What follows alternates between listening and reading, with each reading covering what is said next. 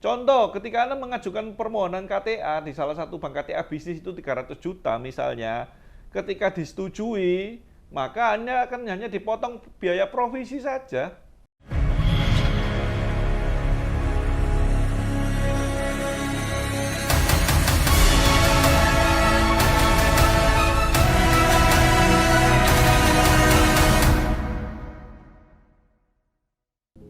Seringkali ditanyakan kepada saya, apakah kredit tanpa anggunan itu menguntungkan untuk bisnis? Mengingat kredit tanpa anggunan itu bunganya 1,7% setiap bulannya. Sementara kalau KMK rata-rata 1%. Saya selalu menjawab dengan tegas bahwa sebetulnya besaran dan kecil bunga itu, besaran bunga itu bukan hal yang penting. Contoh, banyak sekali perusahaan yang menggunakan KMK, fasilitas KMK dengan bunga atau bagi hasilnya 1% setiap bulan. Tapi juga banyak yang bangkrut. Banyak yang gagal akhirnya.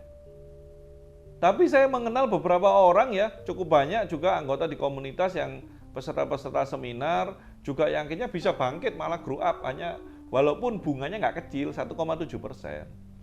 Jika Anda melakukan bisnis Anda, usaha Anda, bunganya 1%, tapi profit Anda mepet banget dari 1%, resikonya banyak, ya akhirnya jeblok juga.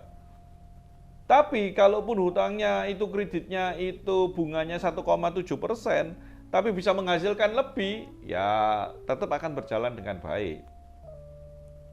Ya, seringkali didiskreditkan bahwa KTA itu mahal, kredit tanpa anggunan atau pakai kartu kredit yang dirubah kecil itu mahal. Nggak selalu mahal dong. Contoh, ketika Anda mengajukan permohonan KTA di salah satu bank KTA bisnis itu 300 juta misalnya, ketika disetujui, maka Anda akan hanya dipotong biaya provisi saja.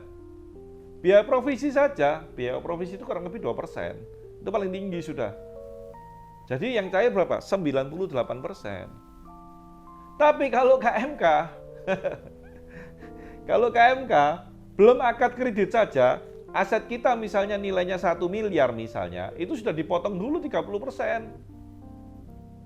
Cairnya 70%. Belum akad loh, sudah dinilainya 70% nanti dibiayainya dari nilai sesungguhnya, dari hasil appraisalnya.